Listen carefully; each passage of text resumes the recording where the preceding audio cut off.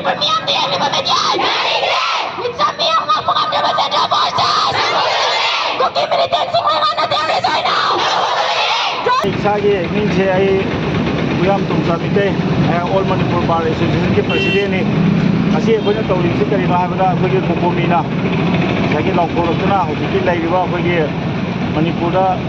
kanosi chahi amaga tha mari phajalaglaba sagi akhoi kanosi da akhoi unrest haiba tare akhoi kanglup amana ko kanglup ama tamnana sagi ko matak sathar ba kongon sigi manungda hojiki mathakdagi ko aerial bombing haiba tare lan Imangong amada aerial bombing tawpasida sagi mokoina punna sigi pung 13 numiyung matam phawbudi akhoi sa gi thabak kaithoknaraga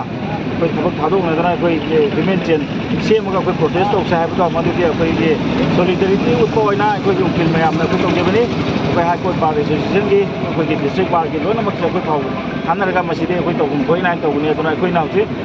pamjari siko sigumba aerial bombing se masi khudak telepiyo India government masi khangjan usinadana leibase masi tawbigano aduga akhoi mitei gi mathakta tamnana laiba poche akhoi mitei singu kanbiyo akhoi gi Manipur kanbiyo haibagi thim se da akhoi ngasi thoksarakpani lising masing thim dana ngasai akhoi gi ching tamama tawina akhoi nuksi chanana hingminarkodo ado amona purakadamne aduga lamhenba singse khangdoga akhoi kandi bigedamne haibase akhoi bar association gi masi chap chap phirimni ngasi so adumangai hojik su ngasage akhoi gi ko sigumba yamna tamthiba mongda ko akhoi gi prithvi da chanadaba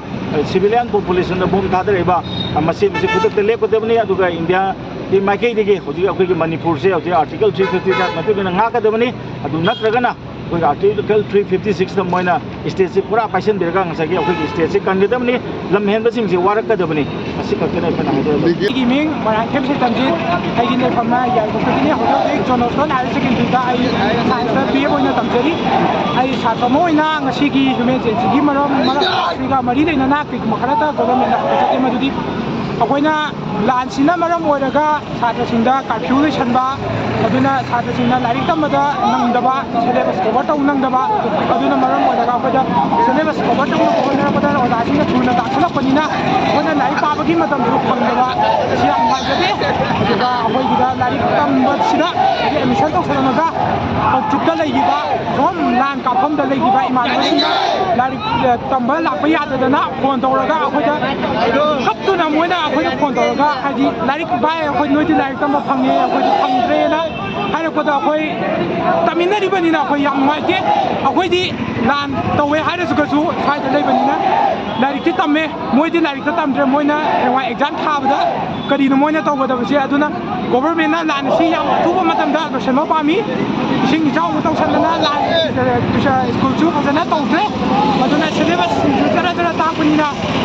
yam tuna lanjino salaga akhoi maru mapang jingjo amu hana school sida taminaba phana base akhoi masi tangdi hangkachage